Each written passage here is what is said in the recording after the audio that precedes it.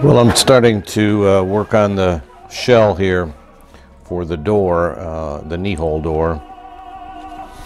So as you can see here, this is a copy of part of the drawing, and you can see it's half of the shell.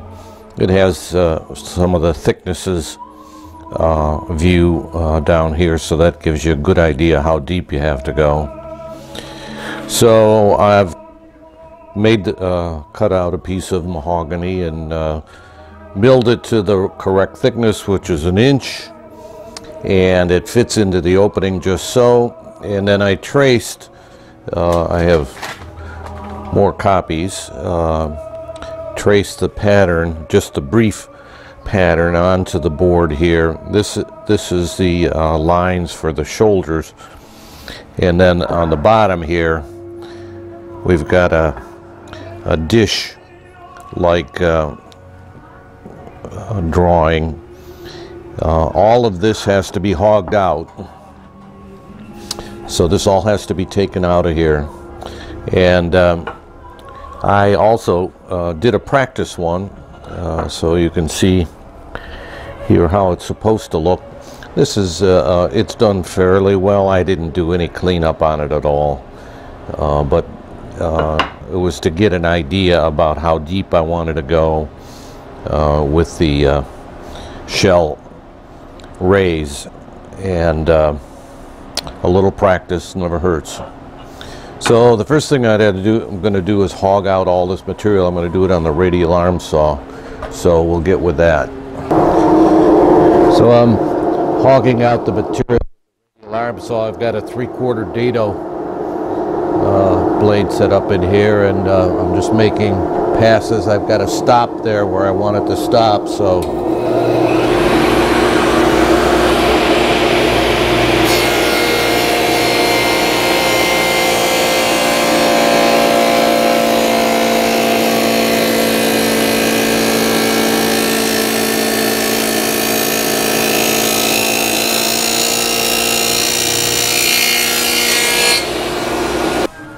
well, now that all that material's been hogged out, you can see I left the steps here for the cove, and of course this has to be smoothed out on the bottom. So I've got a large, what this is, a 1 inch, number 5 here, and so it's a matter of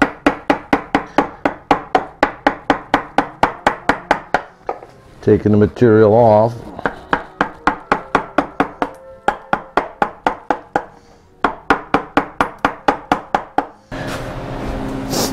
I wanted to show you the fun of carving here. So I was carving along this direction, and I purposely oriented the board this way because I knew the grain went down this direction, and there's a lot of carving in this direction with this particular pattern. But right here, so we're doing just fine right here, but right here the grain goes that way. So you got to come around and start to carve in an uphill direction. So no matter what you do, you've got to follow the grain, and when it decides to change direction, there's nothing you can do. Well, I've hollowed out the door recess now, as you saw before, and I cleaned it up a little bit. Of course, it would need to be sanded down for finishing. So now we have, you can hopefully see that little bit of a circle in there. So we have to create a cove here, and then bring it down flat across here, and then reapply the diagram. So that's what I'm going to start on next.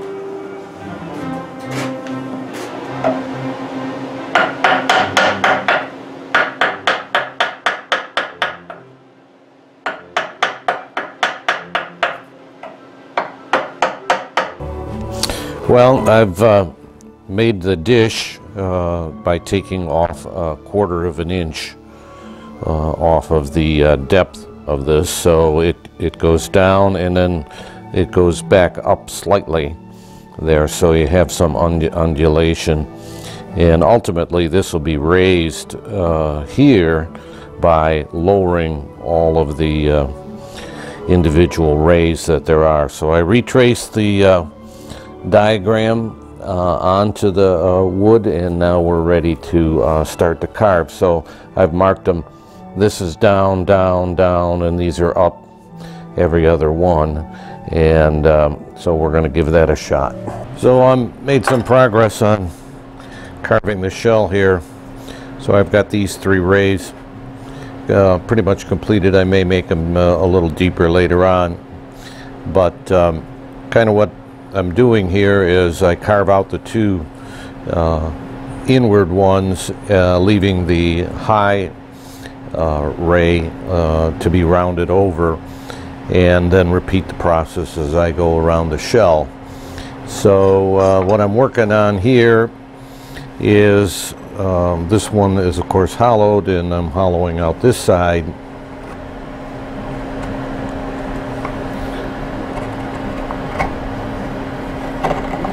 And it's a little tough right here, more like end grain than it is regular grain. Well, I've completed carving the shell now on the door and the recess, so it's just a matter of cleaning it up. So I don't want to sand too much in this area because you don't want to remove the details, the fine details that there are. So I've got something new here, for me anyway. 3M has these new ultra flexible sandpapers. They're kind of expensive for what you get, but they are very flexible, extremely flexible, so you can do anything you want with them, which works really good here because you want to get it tool marks and that pretty much out of this area here, and then any tool marks that I've got up here. So I use these rubber tadpoles, they call them, and it works real well. So it's just a little light rubbing, and they only had a 150 and a 220, so I'll probably use the 220 on them next, just again lightly to get it a little smoother for the finish. But that pretty much finishes the door. Well, now that I've finished carving the shell on the front of the door, I thought I'd get started on the locks and the hinges, lock and hinges. So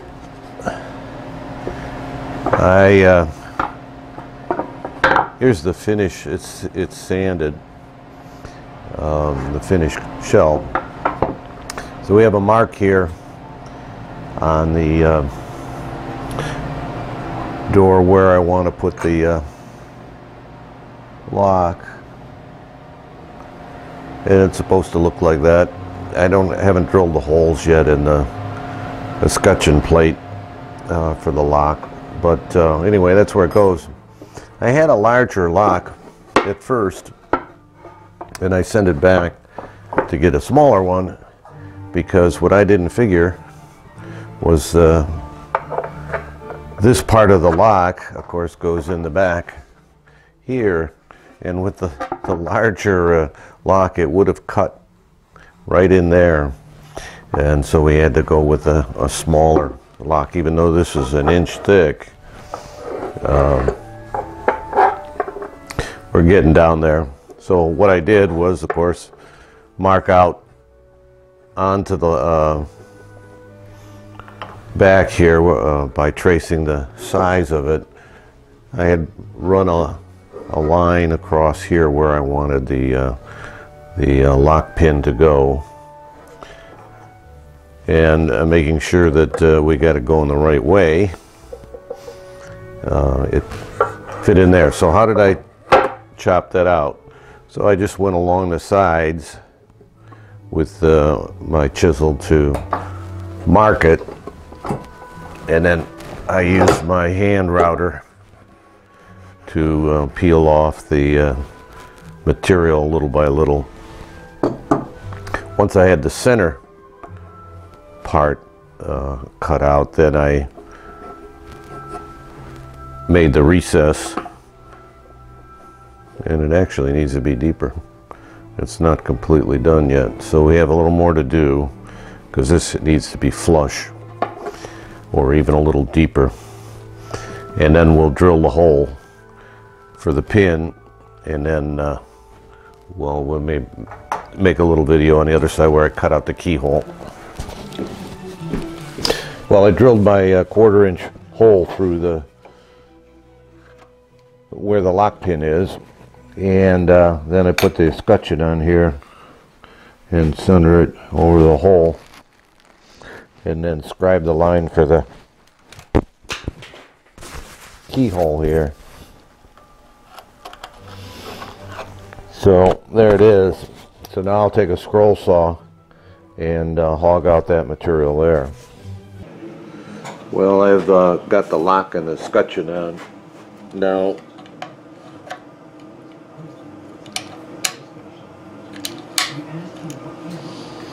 And of course I'm going to have to take it off to do the finishing, but that's all set.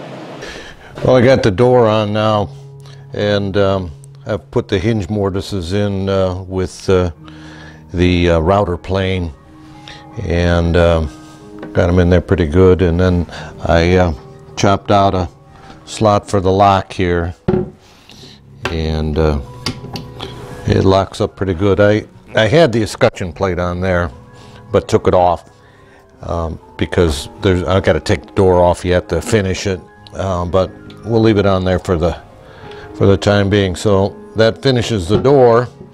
So I'll get back to the drawers now.